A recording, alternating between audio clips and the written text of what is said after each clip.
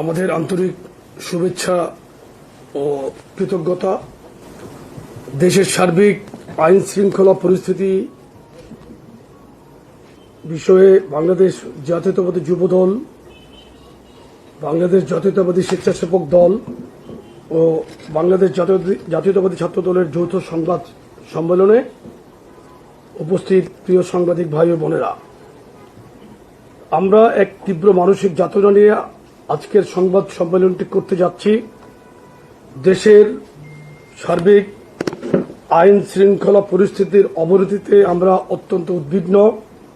আপনারা জানেন, রাজধানীর চকবাজার থানার ব্যবসায়ী ও যুবদল কর্মী মোহাম্মদ সোহাগকে প্রকাশ্য দিবালোকে অত্যন্ত নৃশংস কায়দায় নির্মমভাবে পাথর মেরে হত্যা করা হয়েছে। এমন নৃশংস বর্বরতা প্রত্যক্ষ করে সমগ্র জাতি স্তম্ভিত। আমরা এই নৃশংসতার তীব্র নিন্দা, প্রতিবাদ ও ধিক্কার জানাচ্ছি। সভ্যতার এই যুগে এমন আদিম বর্বরতা আমরা কোনোভাবেই মেনে নিতে পারি না। এই ঘটনায় সংশ্লিষ্ট ও ইন্ধন দাতা হিসাবে যাদের নাম এসেছে তাদের সকলকে,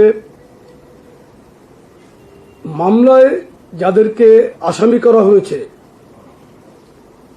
আমাদের 3 সংগঠনের আমরা 5 জনকে গতকাল সংগঠন থেকে আজীবনের জন্য বহিষ্কার করেছি এবং আইন শৃঙ্খলা রক্ষাকারী বাহিনীকে আমরা জোর দাবি জানিয়েছি, উদাত্ত আহ্বান জানিয়েছি তাদেরকে অবিলম্বে অতি দ্রুত গ্রেফতার করে আইনের আওতায় আনার জন্য। সাংগঠনিক দায়বদ্ধতা ও জবাবদিহিতার জায়গা থেকে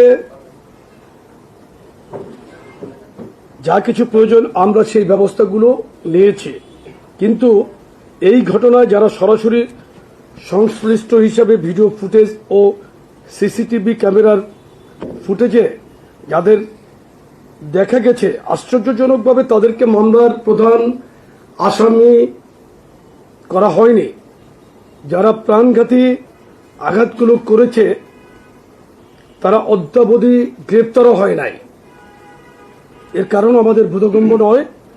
গণমাধ্যমে মামলার এজাহারে উল্লেখিত বাদীর মেয়ে বলেছেন, মামলার এজাহারে খুনের সাথে সরাসরি সম্পৃক্ত 3 জন খুনিকে পুলিশ কৌশলে বাদ দিয়ে নিরপরাধ 3 জনকে আসামি করেছে।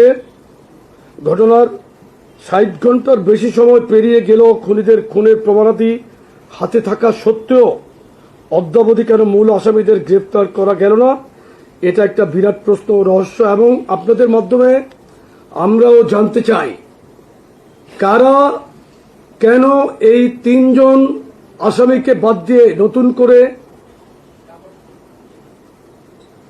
অন্য 3 জনকে আসামি করলো, এটা আমরা জানতে চাই। কারা করলো, কেন করলো, এটা জানতে চাই। আর ঘটনাটি বুধবারের, গতকালকে শুক্রবার এটা ব্যাপকভাবে প্রচারিত হয়েছে। 2 দিন আগের ঘটনা কেন গতকালকে প্রচার হলো, এর পিছনে কারা জড়িত সেটাকেও খুঁজে দেখতে হবে। আপনাদের মাধ্যমে আমরা আইন প্রয়োগকারী সংস্থার কাছে, দেশের জনগণের কাছে এই প্রশ্নটি রাখছি এবং এইটার যথাযথ ব্যবস্থা গ্রহণের জন্য আমরা দাবি জানাচ্ছি। আপনারা জানেন, গত 5ই আগস্ট দীর্ঘ 1.5 যুগের অবর্ণনীয় নির্যাতন, নিপীড়ন, গুম, খুন, 16 লাখ গায়েবী মামলা, ইতিহাসের বর্বরতম ফ্যাসিবাদী নিষ্পেষণ থেকে দেশ ও জাতি ও বাংলাদেশ জাতীয়তাবাদী দলের নেতাকর্মীরা মুক্তি লাভ করে এই দীর্ঘ 16 বছর যাবৎ বিএনপি নেতাকর্মীরা নিজেদের জীবন, কেরিয়ার, পরিবার, ব্যবসা সহ জীবন ও সম্পদকে বিপন্ন করে এক বর্বর ফ্যাসিস্ট একনায়কের বিরুদ্ধে মাঠের প্রতিরোধটুকু জারি রেখেছিল। তারা গুম, খুন, অপহরণ সহ নানামাত্রিক বর্বরতার নির্মম শিকার হয়েও কখনো মাঠ ছেড়ে যায়নি। গত জুলাইয়ের আন্দোলনেও আমরাই সবচাইতে বেশি ত্যাগ স্বীকার করেছি।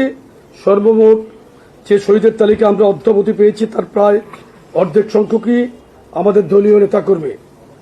কিন্তু গণ অভ্যুত্থানের সফলতার পর আমরা ক্রেডিট নেওয়ার নেশায় মোহগ্রস্ত না হয়ে শহীদের রক্ত নিয়ে ব্যবসা না করে স্বাভাবিক সাংগঠনিক কার্যক্রমে ফিরে গেছি।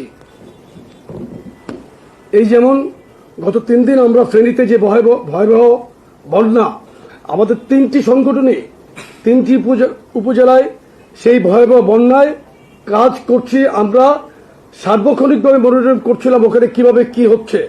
আমরা দেশের কাজে কিন্তু নিজেকে ব্যস্ত রাখার জন্য চেষ্টা করছি। গতকালকে আমি আমাদের এক যুবদলের নেতা নিহত হয়েছে, তার পরিবারের পাশে আমরা গতকালকে সাধারণ সম্পাদক দিয়েছিলাম। আমরা একটা উদাহরণ দিলাম এই কারণে যে আমরা তো রাজনৈতিক প্ল্যাটফর্মের বাইরে সামাজিক কাজ নিয়েই কিন্তু এবং জনগণের পাশে জনগণের সুবিধাটুকু দেওয়ার জন্য কিন্তু আমরা কাজ করছি। আমরা শুধু ক্রেডিট নেওয়ার জন্য আগস্ট অভ্যুত্থানকে নিজেদের পকেটে করায়ত্ত করার জন্য আমরা ব্যস্ত থাকছি না। কিন্তু প্রিয় সাংবাদিক ভাই ও বোনেরা, আপনারা অবগত আছেন গত কয়েক মাসে সারা দেশের যে কোনো জায়গা থেকে যখনই আমাদের নেতাকর্মীর বিরুদ্ধে অভিযোগ উত্থাপিত হয়েছে, আমরা অভিযোগের প্রাথমিক সত্যতা পেলেই চূড়ান্ত ব্যবস্থা গ্রহণ করেছি। গত প্রায় 1 বছরে আমরা আমাদের হাজারো নেতাকর্মীকে বহিষ্কার করেছি। আমরা কোথাও দায় এড়ানোর রাজনীতি করিনি, আমরা কোনো ঘটনা ঘটলে অস্বীকার করিনি, বরং দায় গ্রহণ করে সর্বোচ্চ সাংগঠনিক ব্যবস্থাটুকু নিশ্চিত করেছি। কিন্তু আমরা যে হাজারো নেতাকর্মীর বিরুদ্ধে সাংগঠনিক ব্যবস্থা নিয়েছি, প্রশাসন কি তাদের বিষয়ে যথাযথ আইনি বা প্রশাসনিক ব্যবস্থা নিয়েছে? না নিয়ে থাকলে কেন নেয়নি, এটাও আমরা জানতে চাচ্ছি আপনাদের মাধ্যমে। গত প্রায় 1 বছরে দেশের আইন শৃঙ্খলা পরিস্থিতির আশানুরূপ উন্নতি তো দূরের কথা, সাধারণ মানুষের জীবনের ন্যূনতম নিরাপত্তাও নিশ্চিত হয়নি। আপনারা দেখেছেন গতকাল খুলনা যুবদলের একজন বহিষ্কৃত নেতাকে গুলি করে ও রগ কেটে হত্যা করা হয়েছে। এই হত্যাকাণ্ড নিয়ে সামাজিক যোগাযোগ মাধ্যম বা জাতীয় গণমাধ্যম কোনো প্রতিবাদ লক্ষ্য করা যাচ্ছে না। এমনকি চাঁদপুরে খুতবা দেওয়ার সময় একজন ইমামের উপর নারকীয় কায়দায় প্রাণনাশের উদ্দেশ্যে হামলা করা হয়েছে। আপনারা জানেন, রগ কেটে হত্যা করা একটি বিশেষ সংগঠনের দীর্ঘদিনের সহিংস রাজনীতি চর্চার এক অবিচ্ছেদ্য অংশ। গতকালের দুটো ঘটনাই কিন্তু তারা জড়িত ছিল। ইতিপূর্বে কুয়েটের অনাকাঙ্ক্ষিত ঘটনার পেছনেও তাদের প্রত্যক্ষ ইন্ধন ছিল। আপনারা দেখেছেন গত সপ্তাহে কুমিল্লায় মব তৈরি করে একই পরিবারের 3 জনকে নৃশংস কায়দায় হত্যা করা হয়েছে। ইতিপূর্বে ঢাকা বিশ্ববিদ্যালয়ের ফজলুল হক মুসলিম হলে তোফাজ্জল নামীয় এক নিরীহ যুবককে এবং পরবর্তীতে ছাত্রদল নেতা সাম্যকে বর্বর কায়দায় হত্যা করা হয়। ইতিপূর্বে প্রাইম এশিয়া বিশ্ববিদ্যালয়ের ছাত্রদল নেতা পারভেজকে প্রকাশ্য দিবালোকে ছুরিকাঘাত করে হত্যা করে বৈষম্য বিরোধী ছাত্র আন্দোলনের নামধারী স্থানীয় সন্ত্রাসীরা। বর্তমানে প্রশাসনিক ব্যর্থতার কারণে দেশের আইন শৃঙ্খলা পরিস্থিতি বিপর্যস্ত। একটি সুযোগ সন্ধানী বিশেষ গোষ্ঠী রাজনৈতিক উদ্দেশ্য প্রণোদিত সিলেক্টিভ প্রতিবাদ করে বিএনপি এবং তার অঙ্গ সহযোগী সংগঠনের বিরুদ্ধে উস্কানিমূলক কর্মকাণ্ড এবং তীব্র কুরুচিপূর্ণ বক্তব্য বিবৃতি দেওয়া শুরু করেছে।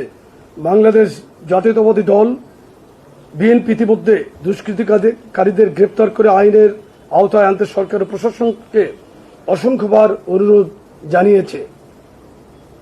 কিন্তু সরকার ও প্রশাসন এক্ষেত্রে মারাত্মকভাবে ব্যর্থ হচ্ছে। আমরা মনে করি সরকার পরিকল্পনা মাফিক প্রশাসনকে নিষ্ক্রিয় করে রেখেছে যাতে দেশে অরাজক পরিস্থিতি বিদ্যমান থাকে এবং এই অজুহাতে জাতির দীর্ঘ প্রত্যাশিত জাতীয় নির্বাচন বিলম্বিত করা যায়। একটি বিশেষ গোষ্ঠী যারা নির্বাচনের মাধ্যমে গণতান্ত্রিক পদ্ধতিতে উত্তরণ চায় না, তারা এই সুযোগটি গ্রহণ করে বিএনপি এবং বিএনপির শীর্ষ নেতাদের বিরুদ্ধে সহিংসতার উস্কানি দিচ্ছে। তারা চায় দেশে আরো অরাজক পরিস্থিতির সৃষ্টি হোক। সরকারের একটি অংশ তাদের এই দূরভিসন্ধিমূলক পরিকল্পনার অংশ হয়ে অপরাধ দমনে নিষ্ক্রিয় হয়ে পড়েছে। আইন শৃঙ্খলা পরিস্থিতি উন্নতির জন্য কোনো দৃশ্যমান পদক্ষেপ গ্রহণ করছে না। আমরা বারবার অনুরোধ করার পরও দুষ্কৃতিকারীদের গ্রেফতার করা হয়নি।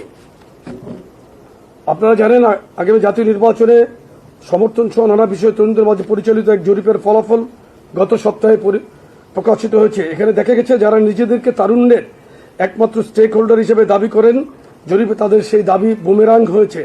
বরং এদেশের তরুণরা বহু লড়াই ও সংগ্রামের পরীক্ষিত বাংলাদেশপন্থী শক্তি বিএনপিতে তাদের আস্থা ও বিশ্বাস রাখে বলে প্রতিভাত হয়েছে। আগামীতে বিএনপিকেই এদেশের অধিকাংশ তরুণরা ক্ষমতা দেখতে চায় বলে জরিপের ফলাফলে উঠে এসেছে। আমরা মনে করি এরপরই একটি গুপ্ত সংগঠন ও তাদের দিক নির্দেশনায় পরিচালিত একটি আনাড়ি দলের নেতা কর্মীরা উদ্ভ্রান্ত হয়ে পড়েছে এবং নতুন করে নানা ষড়যন্ত্র ও ফন্দি ফিকিরে লিপ্ত হয়েছে। বিদ্যমান পরিস্থিতিতে আমরা মনে করছি সরকার ও আইন শৃঙ্খলা রক্ষাকারী বাহিনীর কঠোর হওয়ার কোনো বিকল্প নেই। আপনারা আইন শৃঙ্খলা পরিস্থিতির উন্নতিকল্পে কার্যকর পদক্ষেপ নিন। এখানে আমাদের যদি কোনো ধরনের সহযোগিতার প্রয়োজন হয় আমরা তা করতে সর্বদা প্রস্তুত আছি। একই সাথে দেশের জনগণকে অনুরোধ করছি, আপনারা সতর্ক থাকুন। আইন শৃঙ্খলার নাজুক পরিস্থিতির সুযোগ নিয়ে কোনো সুযোগ সন্ধানী রাজনৈতিক দল বা অগণতান্ত্রিক শক্তি যাতে মাথাচাড়া দিয়ে উঠতে না পারে সেই বিষয়ে অনুগ্রহপূর্বক সতর্ক থাকার জন্য সকলকে আহ্বান জানাচ্ছি। এক সময় আরব বসন্ত শুরু হয়েছিল তিউনিসিয়ায়, কিন্তু বেন আলীর পতন হলেও সেখানে 15 বছরেও প্রত্যাশিত শান্তি ও স্থিতিশীলতা আসেনি। আমাদের এখানেও যারা ধারাবাহিকভাবে অশান্তি ও বিশৃঙ্খলা জারি রেখে নিজেদের এজেন্ডা বাস্তবায়ন করতে চায়, তাদের অসৎ উদ্দেশ্যের বিষয়ে আমরা সকলকে সতর্ক থাকার জন্য আহ্বান জানাচ্ছি। ধন্যবাদ সকলকে। বাংলাদেশ জিন্দাবাদ। সকলকে ধন্যবাদ। বাংলাদেশ জাতীয়তাবাদী দল, যুবদল, ছাত্রদল, স্বেচ্ছাসেবক দল জিন্দাবাদ।